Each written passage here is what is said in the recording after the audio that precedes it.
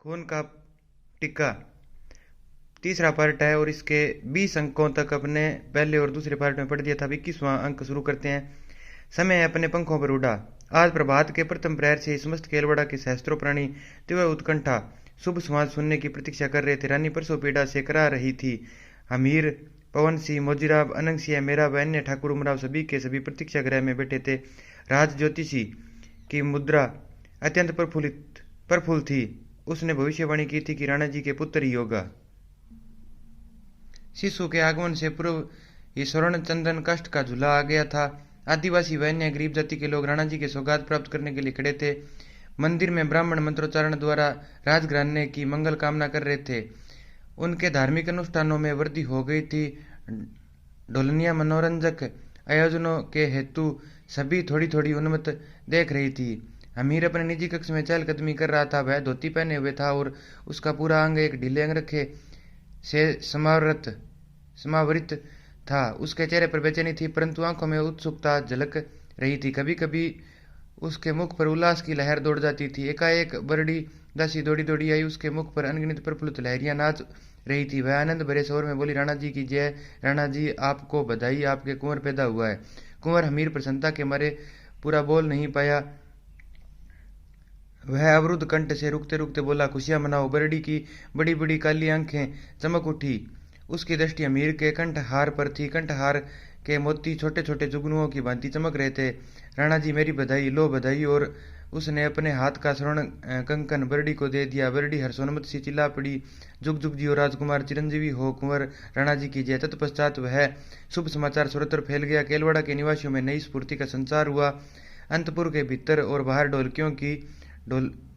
ढोलनियों की ढोलकियां व पुत्र जन्म के गीत गूंजने लगे। हमीर की आज्ञा से प्रजा में धन बांटा गया। लगता था सारा संताप दूर होकर इन स्वाधीनता के मतवाले मेवाड़ियों में केवल आनंद ही शेष रह गया है। वह आनंदोत्सव में व्यतीत हुआ। अब अमीर रात दिन एक ही चिंता में लगा रहता था कि किसी भी तरह चित्तौड़ को प्राप्त किया जाए। उसने बरड़ी को बुलाया और निवेदन किया कि वह मेरी ओर से देवी माँ को विनय करे कि वह अब हमें सहायता करे। बारू भी उसी दिन अपनी माँ के घर की ओर चल पड़ा। 2 माह गुजर गए थे। रात्रि का समय। रानी हमीर के निकट बैठी धूपवर्तिका जला रही थी। रानी के मुख पर दियों का प्रकाश पड़ रहा था। आज आप फिर चिंतित है राणा जी, हमीर ने अपने स्वर को बोझिल करके कहा। मैं तुम्हें पाकर कृतकृत्य हो गया। तुम्हारे आगमन पर शुभ ही शुभ हो रहा है, फिर भी मेरे अविनयपूर्ण आचरण से तुम्हें क्लेश होता है। उसने कहकर दीर्घ निश्वास लिया। लेकिन क्या करूं रानी, मुझे चित्तौड़ पुनः प्राप्त करने का कोई उपाय नहीं सूझ रहा। मुझे कोई आज्ञा दीजिए। तुम्हें क्या आज्ञा दूं? रानी ने अश्रु भरे नैनों से हमीर की ओर देखा। मैं अपने प्राण देकर भी अपने प्रेम का प्रतिपादन नहीं दे पाऊंगी। मैं आपको किंचित भी दुखी नहीं देख सकती। आप कहे तो मैं। रानी, उत्तेजित मत हो। कभी कभी मैं चित्तौड़ पर मृत्यु की भांति टूट पड़ना चाहता हूँ, लेकिन फिर तुम्हारे भाई बाप का ध्यान। रानी बीच में ही बोली, मेरा कोई बाप नहीं, मेरा कोई भाई नहीं। उन पापी लोगों को अपना कहते हुए मुझे लाज आती है। लाज के साथ रोष भी आता है। मैं उनका मुख भी नहीं देखना चाहती। हमीर ने मन ही मन सोचा। रानी के मन में अपने पीर वालों के प्रति किसी प्रकार की सहानुभूति नहीं है। तब वह कुशल राजनीतिज्ञ की तरह बोला, फिर तुम्हें अपने भाई को एक पत्र लिखना पड़ेगा। उसे अनुरोध करना पड़ेगा कि मैं नवजात शिशु को लेकर चित्तौड़ आना चाहती हूँ। शिशु पर कुल देवता का दोष है, अतः गढ़ के देवता का पूजन करना जरूरी है। अगर यह पूजन नहीं हुआ तो माँ बेटे का शीघ्र ही अनिष्ट संभव होगा। और तब रानी के नैनों में प्रसन्न नाच उठा। अमीर ने भीत पर अंकित नृत्य चित्र पर दृष्टि जमाकर कहा, वहां तुम्हें और कामदार मोजीराम को मुख्य द्वारपालों को उत्कोच देकर अपने पक्ष में करना होगा। वहां की स्थिति देखकर हमें गुप्तचर द्वारा समाचार पहुंचाने होंगे। तब हम अवसर पाकर चित्तौड़ पर आक्रमण करेंगे। रानी, यदि तुमने इस कार्य को सुचारू रूप में संपन्न कर दिया तो जानती हो कि तुम्हारी प्रतिष्ठा यहाँ महारानी पद्मिनी के समकक्ष हो जाएगी। चित्तौड़ का हर व्यक्ति तुम्हारे चरणों में मस्तक झुकाएगा। तुम्हारे माथे पर लगा वैधव्य का कलंक धुलकर तुम मंगलकारी देवी बन जाओगी। रानी पर्यवेक्षक की दृष्टि से अमीर को देखती रही। अमीर उस दृष्टि को अधिक नहीं सह सका और जाता हुआ बोला, रानी, कार्य बड़ा कठिन और महत्वपूर्ण है। कहीं बाप और भाई के मोह में मूल ध्येय मत भूल जाना। नहीं राणा जी नहीं। अमीर ने झपटकर रानी को आलिंगनबद्ध कर लिया। दूसरे ही दिन एक संदेशवाहक चित्तौड़ इस आशय का पत्र लेकर गया। अमीर और मोजीराम को का पूरा विश्वास था कि जैसा इस बात को अस्वीकार नहीं करेगा। वे सभी लोग प्रजा में चित्तौड़ पर आक्रमण करने का प्रचार प्रसार करने लगे। अनंग सिंह इन दिनों अत्यंत उन्मुक्त हुआ घूमता था। शस्त्रों का निर्माण घर घर जारी था। मेरा अपने भीलों को संगठित कर रहा था। जो गमेती उसका सहयोग नहीं करते थे उन पर देशद्रोह का अपराध लगा दिया जाता था और तब उनका सख्ती से दमन किया जाता था। चारों ओर मेवाड़ी वीरों में उत्साह नजर आ रहा था। बरबड़ी ने अमीर को और सहायता का आश्वासन दिया। जैसा ने बहन का अनुरोध कर लिया। रानी ने विदाई ली। अमीर ने अंतिम बार रानी को एकांत में ले जाकर कहा, रानी यह चाल हमारी अंतिम और अत्यंत महत्वपूर्ण चाल है। यह विपरीत पड़ गई तो तुम्हारा सारा सम्मान और मान समाप्त हो जाएगा। चित्तौड़ की प्रजा तुम्हें कलंकिनी और अपवित्र कहेगी। अमीर के होठों पर कुटिल मुस्कान नाच उठी। रानी कहीं भाइयों के स्नेह में टूट न जाओ और हमारी योजना का रहस्योद्घाटन कर दो। देखो रानी, यदि तुम्हारे मन में यह विचार भी आया तो समझ लेना कि तुम्हारा इस संसार में कोई भी नहीं। जिस अमीर ने समस्त मेवाड़ का विरोध सहकर तुम्हें अपने हृदय की सम्राज्ञी बना रखा, वह अमीर रक्त का प्यासा हो जाएगा, क्योंकि अमीर अपने व्यक्तिगत सुख से देश को अधिक समझता है। अपने प्राणों से अधिक उसे सारी प्रजा के प्राणों की चिंता है। रानी ने सिसक कर कहा, आखिरी सांस तक मैं आपकी हूँ, चित्तौड़ की हूँ। मुझे तुमसे ऐसी आशा थी। मैं यह भी जानता हूँ कि तुम उन भाइयों की तनिक भी चिंता नहीं कर सकती जो तुम्हें राजनीति का एक अस्त्र समझते हो। तुम्हारे हृदय में उस बाप के लिए किंचित भी आदर नहीं जो तुम्हें एक हथियार की तरह प्रयोग करता हो। मेरा कोई अपना नहीं, न भाई न बाप।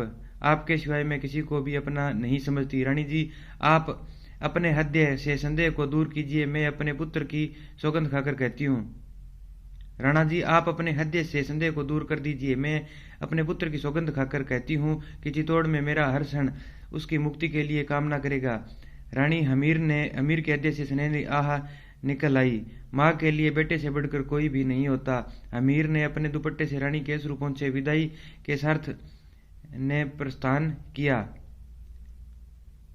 अंतिम बार मोजीराम ने अमीर से फिर गुप्त मंत्रणा की। लगता था कामदार इस यात्रा में आवश्यकता से अधिक चंचल हो उठा है। आगे आगे घोड़ों पर शस्त्र सज्जित सैनिक, बीच में रानी की डोली, भीलकराओं की श्रम से उत्पन्न संगीतात्मक हुंकार, पीछे से फिर सैनिक। एक और अपना पृथक अस्तित्व बनाता हुआ मोजीराम का घोड़ा, कुछ दासियां और दास।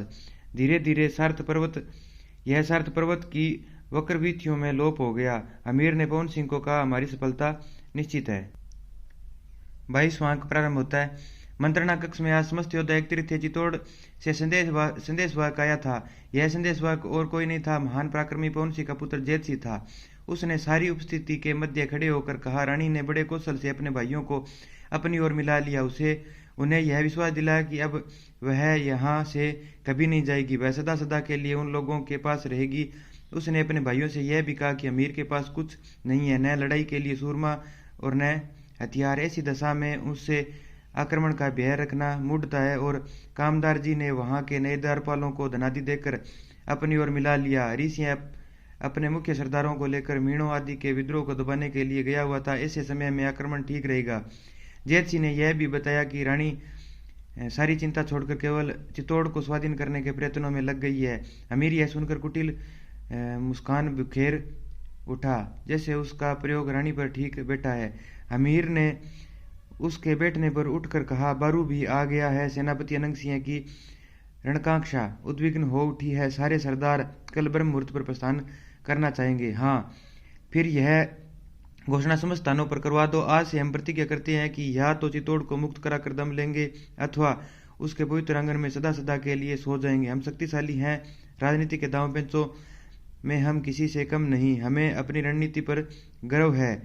अवसर की प्रतीक्षा भी समाप्त हो गई। अब कुबेर उचित नहीं, हमें प्रयाण करना चाहिए। एक सरदार ने उठकर कहा, अभी से मैं साम दाम भेद नीति को भूलकर एक ही नीति का पोषक बनता हूँ, वह दंड नीति। जो भी शत्रु मुझसे टकराएगा उसे मैं धूल में दूषित कर दूंगा। अमीर ने उत्साह से कहा, यह विजय हमारी कीर्ति को अक्षुण्ण बना देगी। युग युगांतर तक हमारे गौरव की कथाएं लोग गाएंगे।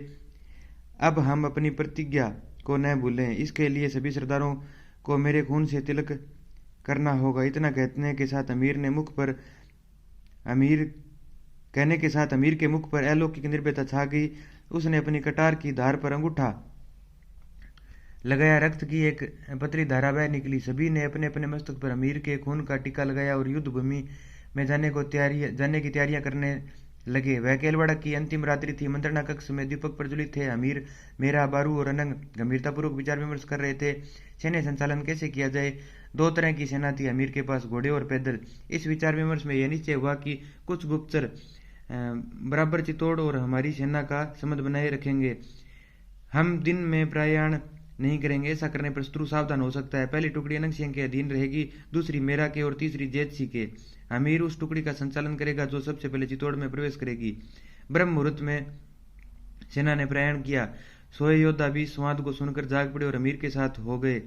एक रात उसने चित्तौड़ के किले पर आक्रमण कर दिया। द्वारपाल उनसे मिल चुके थे। जैसा अकेला था, पांडलपोल के निकट बड़ा विकट युद्ध हुआ। नरमुंड और रक्त की नदियां बह उठी। हालांकि जैसा तैयार नहीं था, फिर भी उसने बड़े पराक्रम से सामना किया। उसका और अनंग का द्वंद्व देखते बनता था।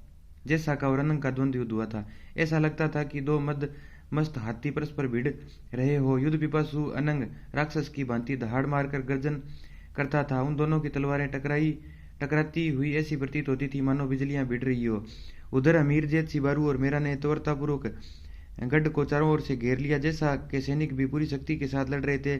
संख्या में बहुत कम होने पर भी उनकी वीरता दर्शनीय थी। ऐसा लगता था कि अचानक आक्रमण से घबराव से गए थे, पर वे पराजय स्वीकार नहीं करेंगे। वे टुकड़े टुकड़े होकर मर जाएंगे पर झुकेंगे नहीं। रात बीत गई, दिन निकला। अनंग और जैसा दोनों लड़ते लड़ते टूट रहे थे। रणभूमि का भयानक दृश्य मन में घृणा का संचार कर रहा था। अनंग सिंह की तलवार टूट गई थी, जैसा की तलवार हाथ से छूट गई थी। तब दोनों आपस में बराबर पशु की तरह भिड़ गए। उनकी भिड़ंत इतनी भयंकर थी कि मानो नर पशु सारी मानवता का परित्याग करके लड़ रहे हो। अप्रत्याशित अमीर की जय जयकार हुई। जैसा उन्मादग्रस्त प्राणी की तरह अनंग सिंह पर टूट पड़ा। अनंग इस आक्रमण को नहीं सह सका। अनंग गिर पड़ा, उसके प्राण पखेरु उड़ गए। तब जैसा अश्व पर आरूढ़ होकर भाग गया। अमीर तभी आ पहुंचा। एक बार उसने गढ़ के रास्ते को देखा। भयंकर और विकराल दृश्य था। आहतों, मृतकों और अर्धमृतकों से वह रास्ता पट गया था। अमीर ने चित्तौड़ के दुर्ग पर महावीर हनुमान का चिन्ह अंकित लाल ध्वजा लहरा दिया। राजतिलक उत्सव हुआ। चित्तौड़ के सिंहासन पर आरूढ़ होने से पहले अमीर ने अपने सब साथियों और विशेष महारानी और कामदार मोजीराम का आभार प्रदर्शित किया।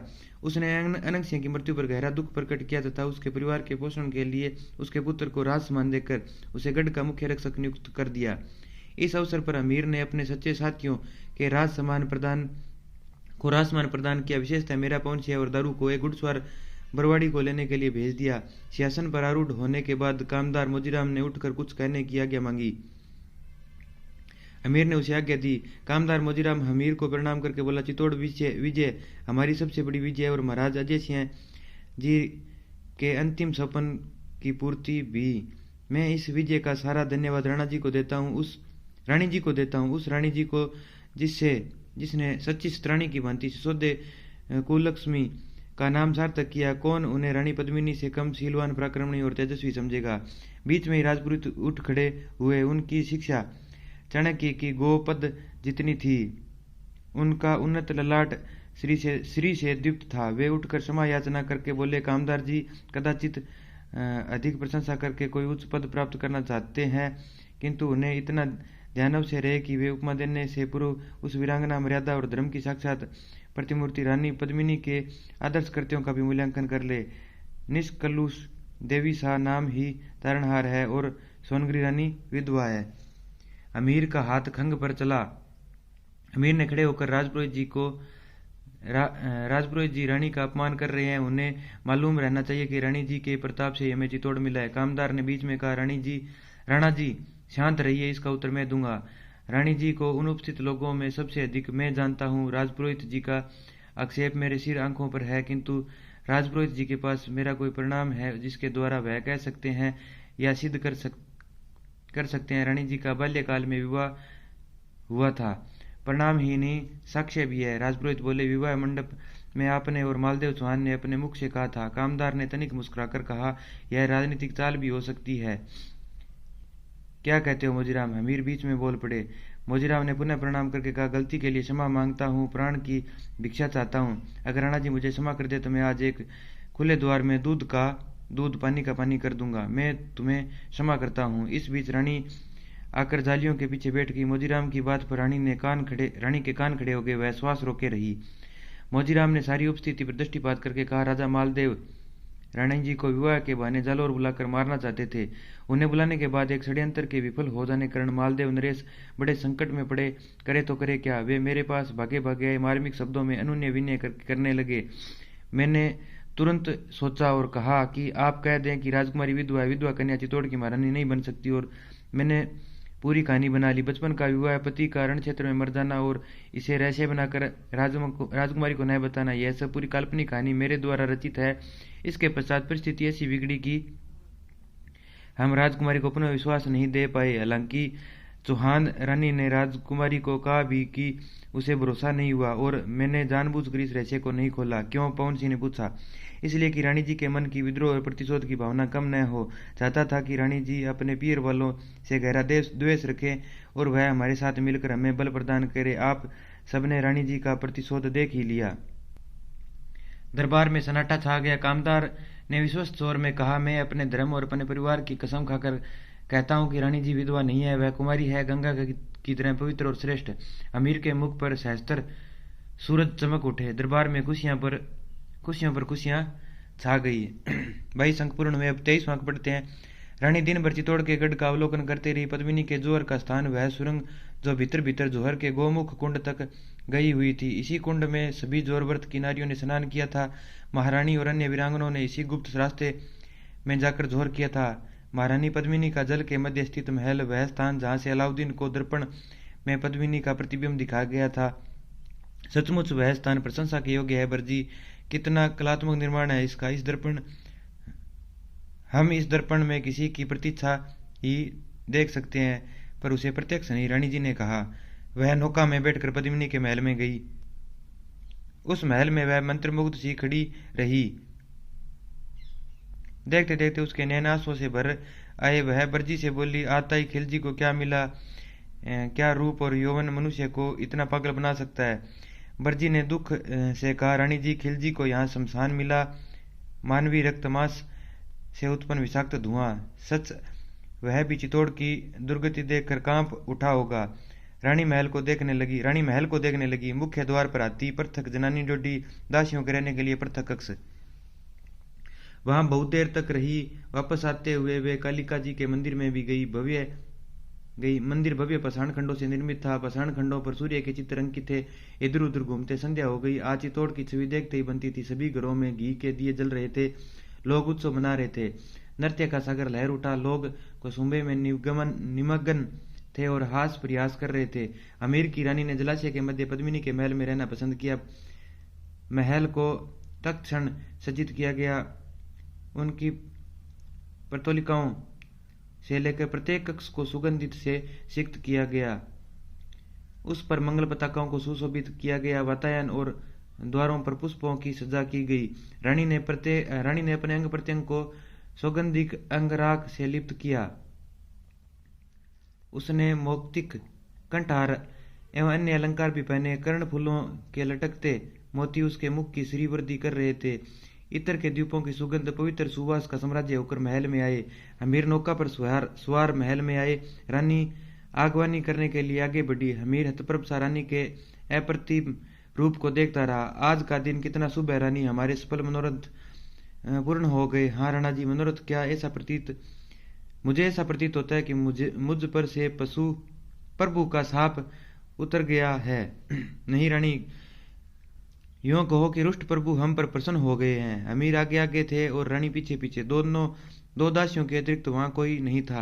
रानी ने पेय पदार्थ के स्वर्णिम पात्र अमीर के समकक्ष रख दिए। अमीर ने मुस्कुराकर कहा, रानी जी को यह विदित होना चाहिए कि हम कोई भी मादक पेय का पान नहीं करते। हमें मादक पदार्थों से घृणा है। राणा जी, इसमें केवल दूध है, केसरिया दूध, कहकर रानी ने अमीर की ओर प्रसन्न मुख से देखा। अमीर अपना भारी अंग रखा खोलकर बैठ गया। सिर की पगड़ी को उसने एक रजत काष्ठ निर्मित चौकी पर रखा। रानी ने दासी को पुकारा, बरजी सुनना। अमीर ने पूछा, दासी को क्यों बुलाया है? आपकी जूतियां खोलने के लिए। क्यों, क्या मैं अपनी जूतियां स्वयं नहीं खोल सकता? अमीर उन रणों में नहीं है जो किसी निजी कर्म को दूसरों के संबल बिना नहीं करते। मैं स्वयं किसान माँ का बेटा हूँ। प्रत्येक कार्य मैं अपने हाथ से करना अधिक पसंद करता हूँ। और वह व्यक्ति भी क्या जो अपने काम में व्यर्थ ही दूसरों को कष्ट दे। ईश्वर ने हमें ये दो हाथ निरंतर कुछ कर्म करने के लिए दिए हैं, दांव पांव चलने के लिए। हम फिर अपन इतने अकर्मण्य क्यों बनते हैं जिससे समय पर हमें अनुचित कष्ट उठाना पड़े। मैं तुम्हें भी परामर्श दूंगा, वीरांगनाओं की भांति विपुल विलास की वारिधि से दूर रहकर अपना काम खुद करो। अगर राणा जी को मेरी बात से कष्ट हुआ है तो मैं क्षमा चाहती हूँ। नहीं रानी, आज मैं तुमसे क्षमा मांगता हूँ। मैं पति होकर पति के कर्तव्य को नहीं निभाया। मैंने पति होकर पति के कर्तव्य को नहीं निभाया। जब मैंने देखा यह युवती नहीं राजनीति को सफल बनाने का साधन मात्र है, तो मैंने भी तुम्हारे साथ एक सीमा तक वैसा ही व्यवहार किया। हालांकि तुम्हारे सम्मुख मेरी वह भावना मर जाती थी। तुम्हारे मुख पर अपूर्व लौकिक उज्ज्वलता का अवलोकन करके मेरे मन में हठात यह विचार उठता है कि यह रानी अग्नि में तपित कुंदन की भांति शुद्ध है। सच, तुम्हारा सानिध्य ही शांति और सुख देता है। आपके स्पष्ट कथन ने मेरे मन में आपका सम्मान और बढ़ा दिया है। रानी, आप पूज्य काका साहब जीवित होते तो कितना आनंद आता। वह यह जान जाते कि कुलीनता गड्ढों में नहीं कुटियों में रहती है। मेरे पूज्य पिताजी ने मेरी माँ के संबंधों को इसलिए ही प्रकट नहीं किया क्योंकि वह छोटे राजपूत की बेटी थी, लेकिन मैंने आपको विधवा समझकर भी ग्रहण किया, क्योंकि मैं संसार को यह बताना चाहता था कि विधवा जरा भी अमंगलकारी नहीं होती। आपका साहस, आपका व्यवहार भावी पीढ़ी के लिए एक दृष्टांत रहेगा। लोग विधवाओं को भी सम्मान की दृष्टि से देखेंगे। चांद वातायन से दिखने लगा था। आज वह दूल्हा सा प्रतीत हो रहा था और दुरुस्त तरांगण उसके बराती। अमीर उस पर दृष्टि जमाकर बोला, मोजीराम ने रहस्य का उद्घाटन करके मेरे मन के संदेह को दूर कर दिया, पर यहाँ के सामंत और उमरावों के मन में यह संदेह सदा बना रहेगा। उन्हें विश्वास नहीं आएगा कि रानी विधवा नहीं है। वे मोजीराम के इस कथन को राजनीति की चाल समझेंगे। समझते हैं तो समझते रहे। मैं यह जानती हूँ कि कामदार जी इतना भयानक झूठ नहीं बोलते। वे अपने पुत्रों और परिवार की सौगंध नहीं खा सकते। इसके उपरांत मैंने उनसे एकांत में दोबारा पूछा। वह विचलित हो उठा। प्राय जब मैं उस पर मिथ्या संदेह करता हूँ तब उसे बड़ी पीड़ा होती है और वह अवश हो जाता है। इसलिए यह निर्वाध रूप से कहा जा सकता है कि तुम विधवा नहीं हो, चाहे हमारे सामंत और संसार इसका अर्थ जो भी क्यों नहीं लगाए। चांद बदली में छिप रहा था, दिए का स्नेह घट रहा था, पर अमीर के हृदय में नूतन प्रदीप प्रज्वलित हो रहा था। अब प्रारंभ होता है 24वां अंक। दिन बीतते जा रहे थे। आदि कुल देवता सूर्य की अर्चना में निमग्न था। अमीर मंदिर से घंटा ध्वनि और पुष्पों एवं धूप नैवेद्य की सुगंधी आ रही थी। आकाश की अरुणिमा लुप्त हो गई थी। सूरज की उज्ज्वल किरणें गढ़ के कंगूरों को स्पर्श करने लगी थी। अमीर पीताम्बर पहने हुए बाहर निकला। सूर्य को अर्घ्य चढ़ाता हुआ मंत्रोच्चारण करने लगा। हे संस्कारक और अनिष्ट हंत सूर्य, तुम जिस दीप्त द्वारा प्राणियों के पालक बनकर जगत को देखते हो, हम उसी की प्रार्थना करते हैं। अनुरूप दीप्ति युक्त सूर्य आज उदित होकर और उन्नत गगन में चढ़कर मेरा हृदय रोग या मानस रोग और हलिमक रोग या शरीर रोग दूर करो। ऋग्वेद सूक्त 50 प्रथम अष्टक अध्याय 4 ले राम गोविंद त्रिवेद। अर्चना से निवृत्त होकर वह विश्राम गृह में गया। एक प्रहरी ने शीघ्रता से आकर सूचना दी, देवी माँ बरूड़ी की सवारी आ रही है। अमीर ने तुरंत राजसी वस्त्र पहने और स्वयं सदल बरूड़ी माँ की अगवानी के लिए गया। हनुमान पोल पर अमीर माँ से मिला। माँ रुग्ण थी और उसके चेहरे पर पीताभा स्पष्ट झलक रही थी। अमीर उसे अनिमेष दृष्टि से देखता रहा। क्षण भर के लिए वह विमूढ़ हो गया। माँ कितनी कृशकाय हो गई है। फिर उसने आगे बढ़कर माँ के चरण स्पर्श किए। माँ ने डोली से उतरकर अमीर को छाती से लगा लिया। उसकी आंखों से अश्रु छलछला आए। बेटा, इधर मुझे तुम्हारी बहुत याद आ रही थी। सोच रही थी कि चित्तौड़ विजय के पश्चात क्या मेरा बेटा मुझे भूल गया है। अमीर श्रद्धा से भर उठा। इतना पतित और स्वार्थी तुम्हारा बेटा नहीं हो सकता माँ।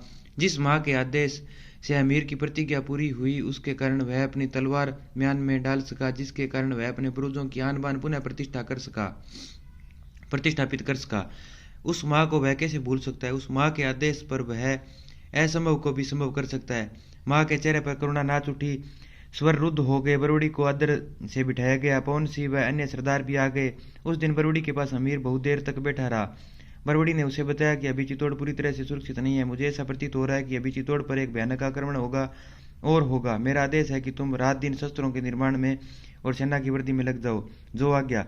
बड़े बड़े सरदारों को आदेश दे दो कि अपने ठिकानों से सेना को तैयार रखे तथा वे स्वयं ही चित्तौड़ में रहे, ताकि युद्ध के समय योद्धाओं के लिए इधर उधर न दौड़ना पड़े।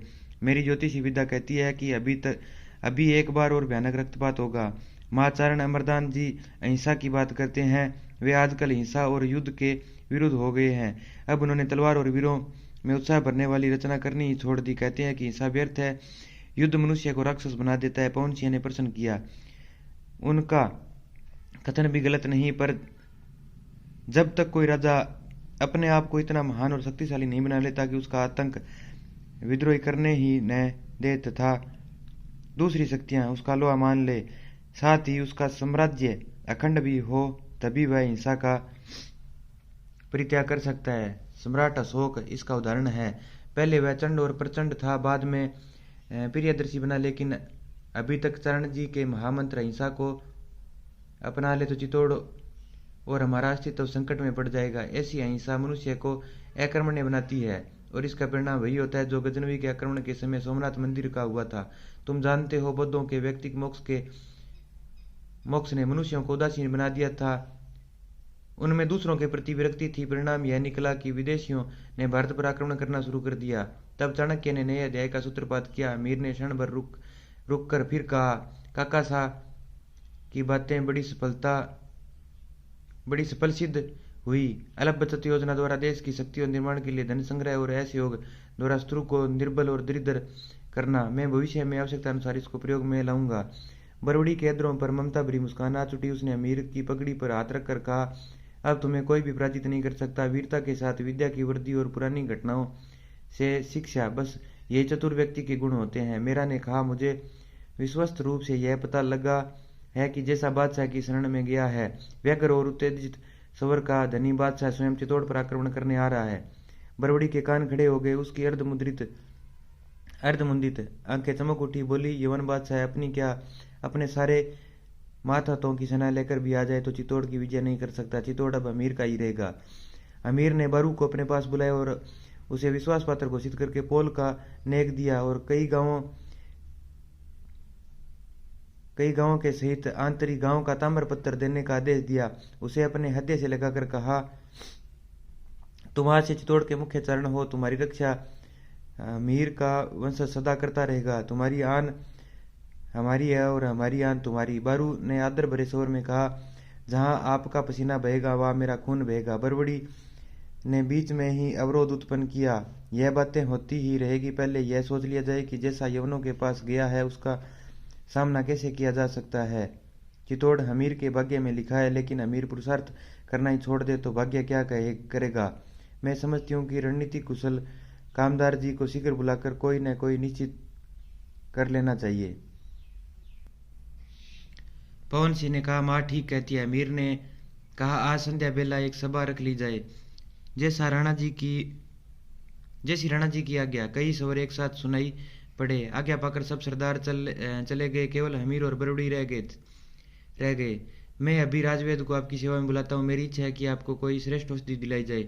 इस उम्र में मुझे कोई औषधि की नहीं, ईश्वर भजन की आवश्यकता है। बेटा, अब मैं चंद ही दिनों की मेहमान हूँ, तुम एक विजय और कर लो, बस मेरी यही कामना है। माँ, अभी मुझे तुम्हारी बहुत आवश्यकता है। अमीर के अच्छे दिनों में तुम नहीं रही तो अमीर अपने आप को बहुत भाग्यहीन समझेगा। बरूड़ी ने स्नेहाभिभूत स्वर में कहा, मैं ज्योतिष विद्या को जानती हूँ। मेरा कर्तव्य है कि अपनी विद्या के चमत्कार से अपने स्वजनों में उस आत्मबल का संचार करूं जो उसके जीव और जगत के निर्माण में सच्चा संबल बन सके। तुम्हारे पर मैंने किसी प्रकार का उपकार नहीं किया।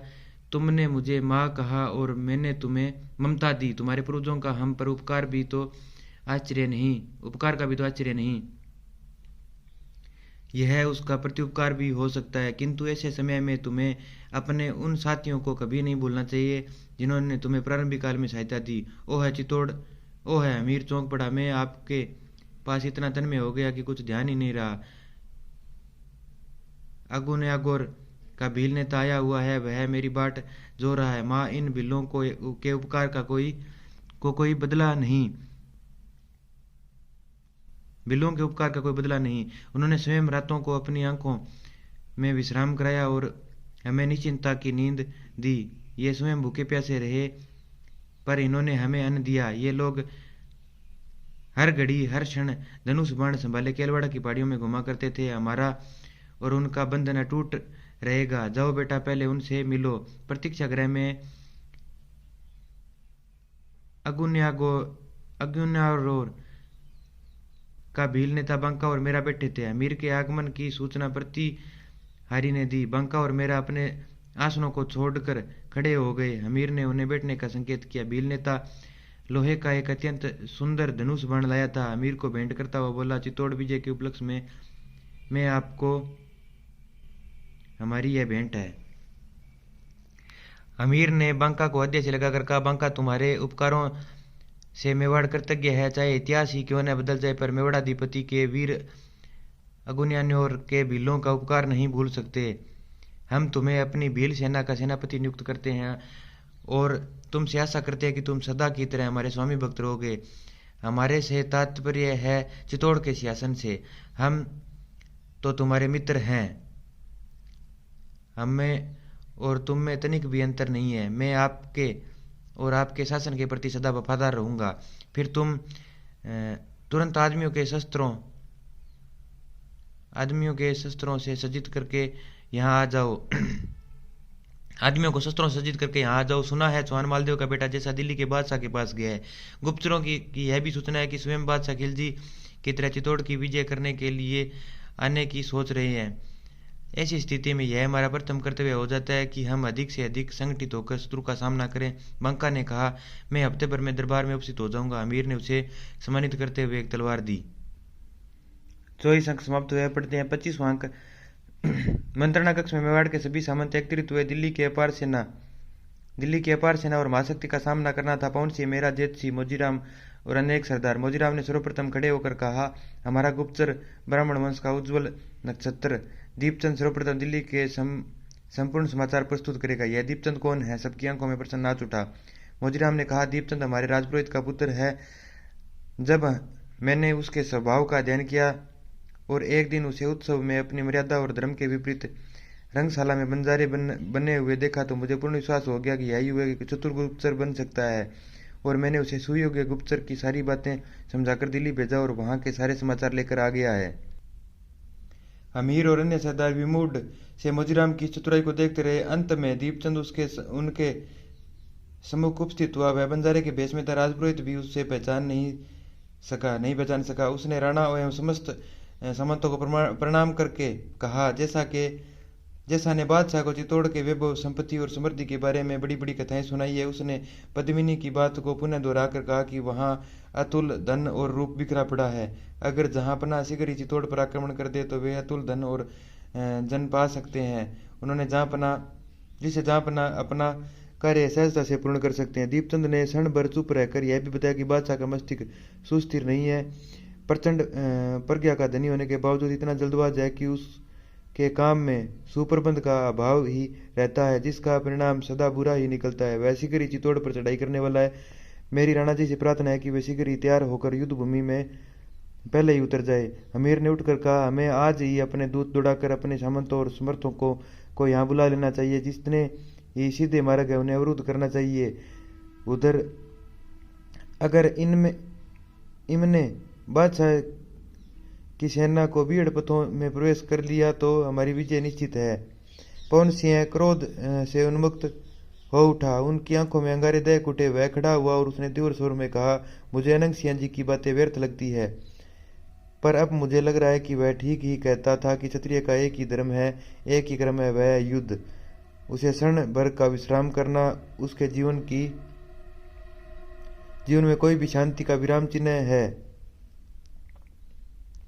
एक बलवान जब चाहे शांति से बैठे हुए प्राणियों पर आक्रमण करके उसकी शांति और संतोष को छीन सकता है। मेरी ऐसी धारणा होती जा रही है कि एक बार महान शक्ति का संचय करके हम सारी पृथ्वी को रौंद दे और एक ऐसे राज्य की स्थापना कर दे जहां कोई किसी की को अनुचित रूप से न सताए।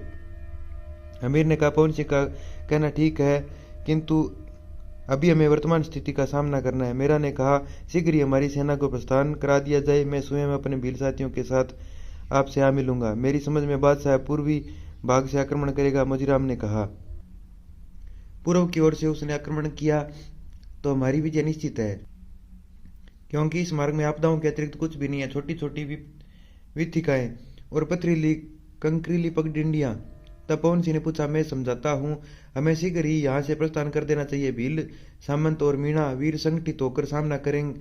अमीर ने कहा, सामंत श्री पवन सिंह सेनापति का पद संभाल लेंगे, जेठ सिंह मेरे साथ रहेंगे, मेरा और बारू दाएं बाएं से आक्रमण करेंगे। ऐसा ही ठीक रहेगा, कामदार ने कहा।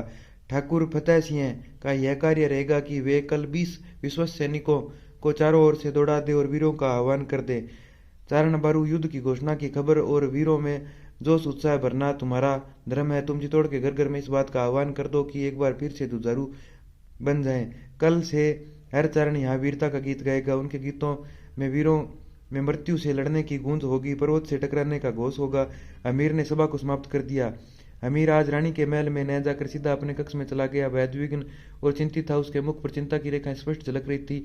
रसोई से दासी ने आकर कहा, महाराज थाल कहाँ लाया जाए। अमीर की भोजन करने की इच्छा नहीं थी, अतः उसने दासी को जाने का संकेत करके कहा, आज मेरे लिए थाल न लगाया जाए, मैं भोजन नहीं करूंगा। दासी गर्दन झुकाए चली गई। अभी थोड़ा समय भी नहीं बीता था कि रानी ने कमरे में प्रवेश किया। अमीर तब तक सैया पर शयित हो गया था। उसका मुख गंभीर था। रानी ने चरण स्पर्श करके कहा, क्षमा चाहती हूँ बिना आज्ञा आने के लिए। महाराज, आप भोजन क्यों नहीं कर रहे हो? इच्छा नहीं है रानी साहब। क्या हुआ? क्या फिर युद्ध का घोष होने वाला है? हाँ, तुम्हारा जैसा दिल्ली के बादशाह की अतुल शक्ति लेकर चित्तौड़ पर आक्रमण करने आ रहा है। वह पुनः चित्तौड़ मुझसे छीनेगा। वह अपने हाथ से अपनी बहन का सिंदूर पोंछेगा। रानी, क्या तुम सचमुच उसकी सचमुच बहन हो? मुझे कभी कभी ऐसा लगता है कि तुम्हारे बारे में जो कुछ सुना और कहा गया वह मिथ्या है,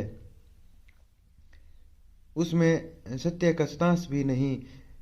सभी कपोल कल्पित और मनगढ़ंत। न तुम मालदेव की बेटी हो, न तुम जैसा और हरि सिंह की बहन हो। आज मैं तुम्हें कुछ कहना चाहता हूँ कि आखिर उसकी इतनी राजलिप्सा क्यों? चित्तौड़ हमारा है और हमारे पूर्वजों का है, फिर तुम्हारे भाई का इस पर मन क्यों ललचाता है? फिर क्या उसे अपनी बहन के सुहाग की चिंता नहीं? चुप क्यों हो?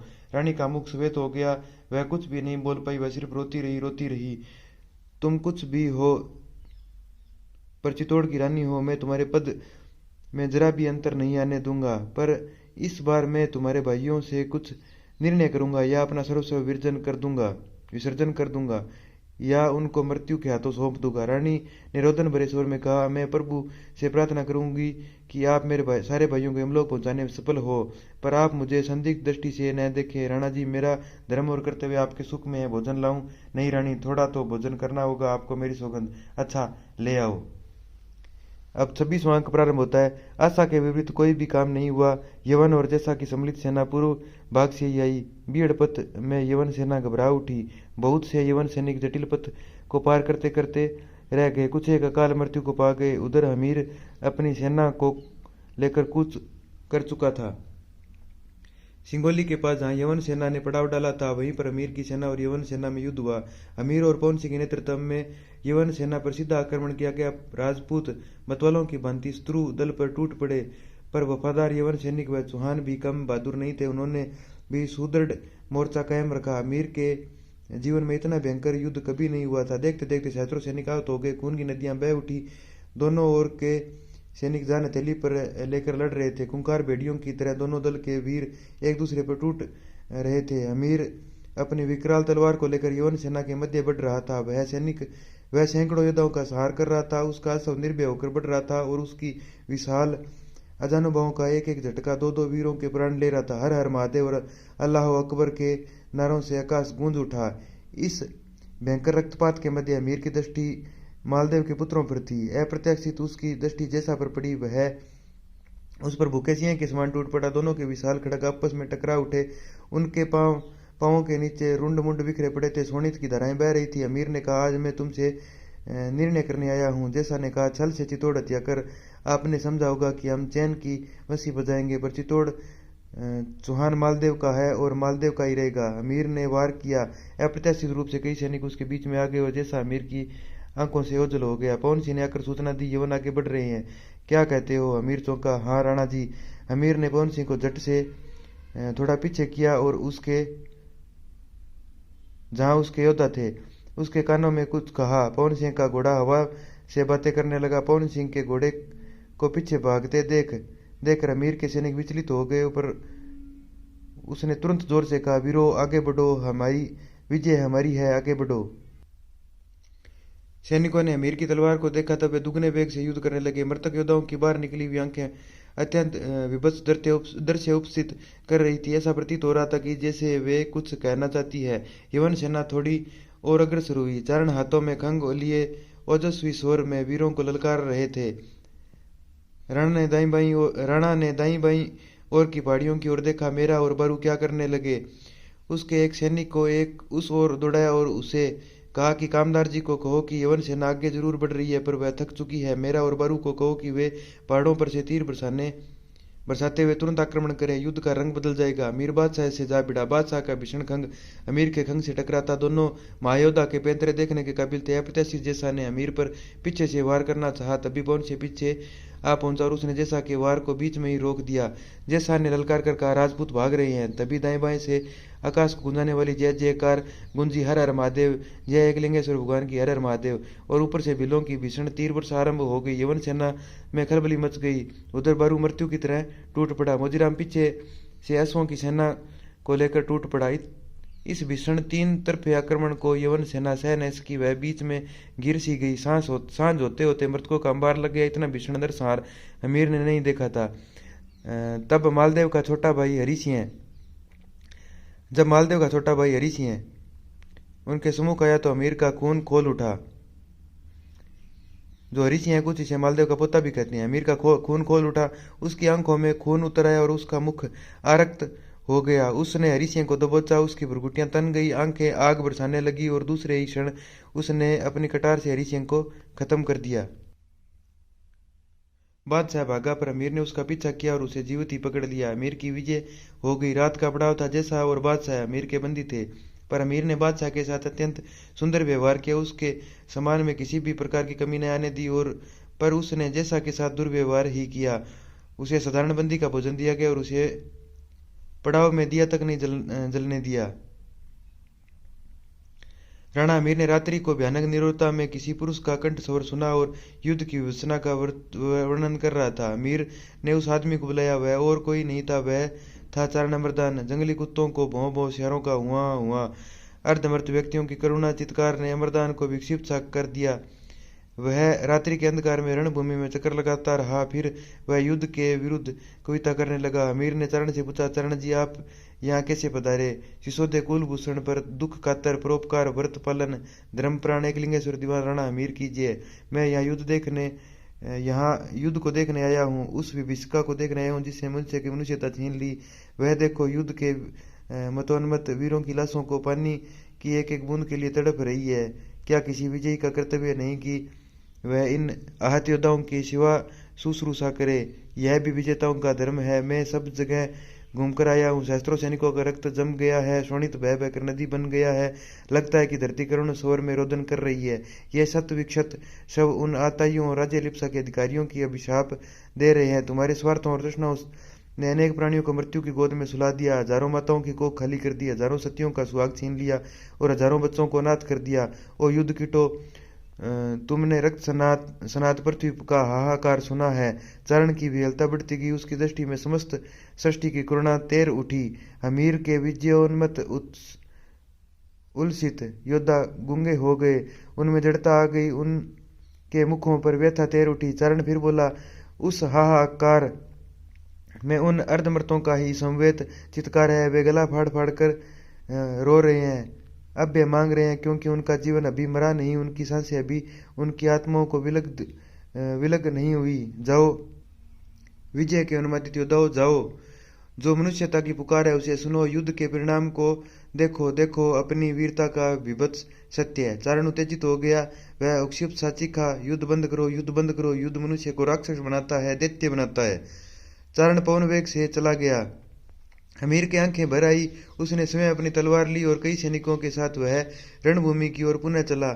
उसने भराए स्वर में कहा, आहतों की सेवा हमारा धर्म है, रंगरेलियों की अपेक्षा उनके प्राणों की रक्षा हमारा परम कर्तव्य है। वस्तुतः युद्ध भयंकर और विनाशकारी है, यह मानवता को समाप्त करके मनुष्य को राक्षस बनाता है। चलो, पवन से कुछ सैनिकों को साथ ले लो, हमें आहत वीरों की देखभाल करके उपचार करना है। ये 26 अंक प्रारंभ समाप्त होते हैं। अब 27वां अंक प्रारंभ करते हैं। बादशाह और जैसा को कारावास में डाल दिया। अमीर की आज्ञा पर चित्तौड़ में घर घर विजय दीप जलाए गए। इस अवसर पर हाथियों की लड़ाई दिखलाई गई। उत्सव 3 दिन तक चलता रहा। अब प्रश्न यह उठा कि बादशाह के साथ कैसा व्यवहार किया जाए। दोपहर के समय मंत्रणा कक्ष में उस दिन मेवाड़ के बड़े बड़े सूरमा और सामंत एकत्रित हुए। गंभीर समस्या पर विचार विमर्श होना था। मेवाड़ाधिपति हिंदू कुल सूर्य राणा हमीर जब आ गए तब दीवान कामदार ने उठकर कहा, सामंतों, उमरावों और सूरमाओं, आज हम सब एक महती प्रश्न पर विचार करने के लिए एकत्रित हुए हैं। आप सब युद्धोपरांत स्थिति से परिचित है ही। यवन बादशाह और क्षत्रिय कुल कलंक गद्दार जैसा हमारे कारावास में है। अलाउद्दीन खिलजी द्वारा चित्तौड़ के निर्दोष बच्चों और स्त्रियों का संहार और छल से चित्तौड़ को जीतना हम कभी नहीं भूल सकते। हम यह भी नहीं भूल सकते कि उसके कारण हमारी शक्ति काफी क्षीण हो चुकी थी, किंतु आज उसकी शानो शौकत और बराबर ओहदे का बादशाह हमारे कारावास में सड़ रहा है। मैं एकलिंगेश्वर दीवान जी से विनय करूंगा कि वह इन दोनों को मृत्युदंड दे। मेरी व्यक्तिगत राय यही है। अमीर ने कामदार के बैठते ही कहा, सेनापति पवन सिंह, आप अपने विचारों से अवगत कराएं। पवन सिंह ने सबको संबोधित करके कहा, मेरे समकक्ष एक ही प्रश्न गंभीर रूप धारण करके खड़ा है। मैं आप सबसे पूछता हूं कि भारत पर शासन करने वाला बादशाह इतना मूर्ख और अदूरदर्शी है तो वह एक दिन कोटि कोटि जनों के लिए घातक सिद्ध हो सकता है। वह एक दिन सहस्त्रों मनुष्यों को व्यर्थ ही मृत्यु के मुख में डाल सकता है। जैसा के अनुरोध पर वैसा ही सेना लेकर चित्तौड़ पर आक्रमण करने आ गया। यह कितनी बड़ी मूर्खता है। और फिर क्या अधिकार है किसी को बिना श्रुता के ही द्वेष उत्पन्न करे। शक्तिशाली होने का तात्पर्य यह नहीं कि दुर्बल को दबाए। मैं समझता हूँ कि जो पराई आग में हाथ डालता है उसका हाथ जलने देना चाहिए। मैं समझता हूँ कि व्यर्थ रक्त की होली खेलने वाले व्यक्ति को जीवित जला दिया जाए। मेरा उठा, वह इतना ही बोला।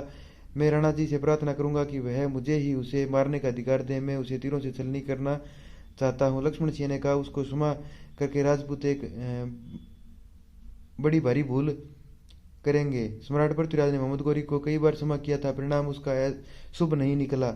सारे सामंतों की राय यही थी कि बादशाह और जैसा को मृत्युदंड दे दिया जाए। अमीर ने कहा, प्रियजनों और मेवाड़ के रक्षकों, मैं आपकी राय के विरुद्ध नहीं जा सकता, लेकिन मुझे चारण जी की एक बात स्मरण हो आई है। व्यर्थ का रक्तपात ही हिंसा होती है। जो शत्रु आता है अथवा हमारे बंदीगृह में, उसे मृत्यु का दंड देना न्याय संगत प्रतीत नहीं होता। राजपूत सदा धर्म युद्ध करता आया है, वह उसे भी क्षमा कर देता है जो उसका घातक होता है।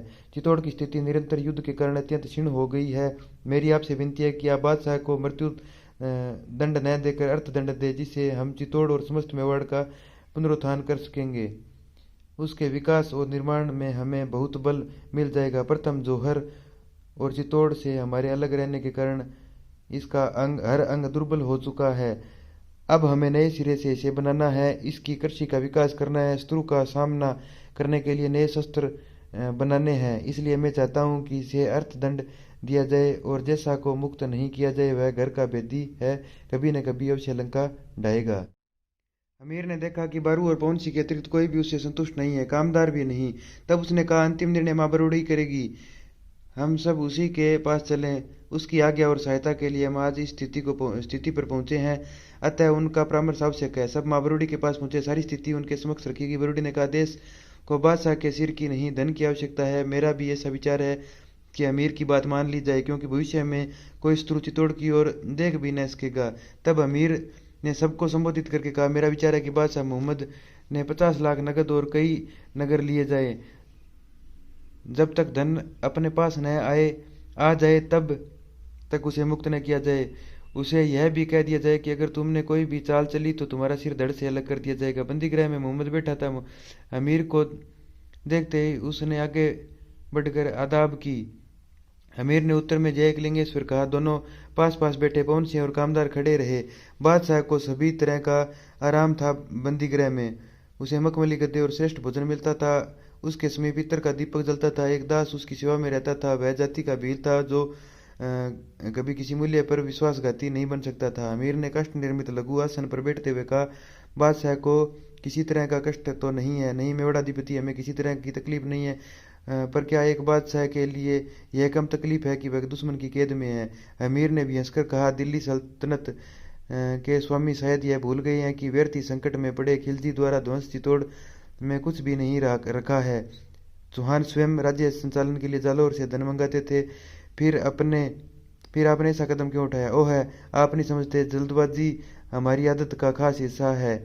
हम उसे नहीं छोड़ सकते। फिर चौंक कर बोला, अब मुझे इस कैद में मत रखिए, मार दीजिए या छोड़ दीजिए। हमारे सारे अधिकारियों की राय है कि आपसे 50 लाख नगद आय वाले कई नगर लेकर आपको छोड़ दिया जाए। हमें आपकी शर्त मंजूर है। फिर आप शाही फरमान द्वारा रुपयों का प्रबंध कराइए। मोहम्मद ने अपनी अंगूठी के साथ एक पत्र लिखा और वह पत्र एक दूत के साथ उसी समय रवाना कर दिया। जैसा ने चीख कर कहा, मैं राणा जी से मिलूंगा, राणा जी से। अमीर ने उधर घूमकर देखा। जैसा नेत्रों में अश्रु भरकर खड़ा था। उसने धर्म की सौगंध खाकर कहा, मैं आपका सेवक रहूंगा, मुझे छोड़ दीजिए राणा जी, मैं आपकी गाय हूँ। रानी ने भी उसकी मुक्ति की प्रार्थना की थी। सबको उस पर दया आ गई। जैसा कि शब्दों में सत्य का भास था। अमीर ने उसकी बेड़ियां कटवा दी और उसे एक प्रतिज्ञा करवाई और उसे नीमच, जेतारण और रनतपुर के गांव दिए ताकि वह समान से निर्वाह कर सके। दान पत्र देते समय अमीर ने उससे कहा, तुम हमारी सेवा विश्वस्त रूप से करते रहोगे और अपने परिवार का पालन करते रहोगे। एक समय था जबकि तुम यवनों के गुलाम थे और आज तुम सब जातीय के दास हो। यह सत्य है कि तुम्हें पितर राज्य जाने का शोभ है, किंतु शांति से विचार कर देखो कि यह राज्य है किसका। चित्तौड़ के वास्तविक अधिकारी कौन है? मैंने किसके राज्य पर अधिकार किया है? यह हमारा था, इसलिए यह मैं मिल गया। जिस मेवाड़ के कण कण में हमारे पूर्वजों का त्याग चमक रहा है, उस पर कौन दूसरी शक्ति अधिक दिन तक रह सकती है? आज भगवती की महती कृपा और एकलिंगेश्वर की आशीष से सब विपदा की समाप्ति होकर अब नए जीवन का सूत्रपात हो रहा है। तुम यह मत समझना कि मैं इस देश और लक्ष्मी की कामिनी की अर्चना को खो दूंगा। मेरा समस्त जीवन मेवाड़ के लिए है, देश के नवनिर्माण और संपूर्ण विकास के लिए है। अब खोई हुई मेवाड़ की श्री पुनः स्थापना होगी। अमीर ने देखा, राजपुरोहित के साथ अन्य सरदार भी आ गए हैं। उन्होंने पुनः अपनी बात को जोड़ा। पहले मैंने चित्तौड़ की मुक्ति के लिए देशवासियों का आह्वान किया था और उन्होंने अपने देश के लिए एक सिक्का बचाया था, और अब उसकी नवरचना के लिए उनसे प्रार्थना करूंगा कि वे अल्प बचत करें, वे अपने देश का नया निर्माण करें ताकि भविष्य में भी कोई चित्तौड़ की ओर आंख उठाकर न देखें। जैसा ने धरती पर से धूल उठाकर अपना तिलक किया, मैं सौगंध खाता हूँ कि जहाँ मेवाड़ियों का पसीना बहेगा वहाँ मेरा खून बहेगा। राजपुरोहित ने वियल होकर कहा, राणा हमीर कीजिए, एकलिंगेश्वर दीवान कीजिए, विषम घाटी पंचानन कीजिए। और हमीर अपने समस्त साथियों सहित कालिका जी के मंदिर की ओर चला गया, जहाँ रक्तपात से दूर हटकर वह देश के नवनिर्माण का महान आयोजन आरंभ करेगा। ये अपना खून का टिक्का जो उपन्यास है, ऐतिहासिक उपन्यास है, वो यहाँ पे समाप्त होता है। साथियों, मेरे चैनल को लाइक करो, फॉलो करो, सब्सक्राइब करो। जय हिंद, जय भारत।